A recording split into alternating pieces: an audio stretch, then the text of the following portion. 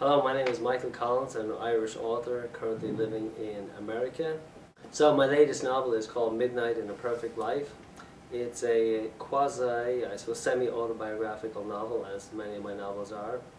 And it was born of a time back in the early 90s when I was stabbed living in Chicago, and I was plucked out of one environment, kind of ghetto neighborhood in Chicago, up to the gay neighborhood. Moved up there with my wife, and we started contemplating having a child. So to contemplate having a child amidst, well, in a gay neighborhood, it just brought to issue all the issues of like sexuality, femininity, masculinity, all these questions kind of surfaced. So I think the novel centers on issues like that. Plus then, to give it some sort of plot element, I put in a murder that takes place in the midst of the book.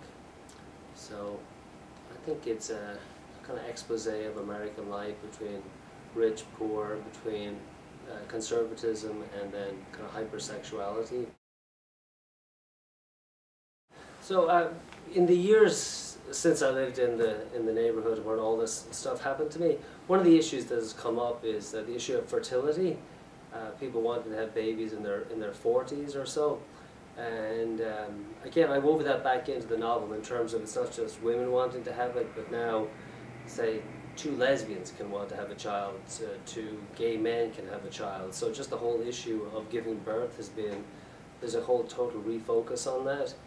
And one of the kind of extenuating circumstances down in America that kind of changed the whole nature of it is the cost of it, that you can spend upwards of $50,000–$60,000 on fertility treatments.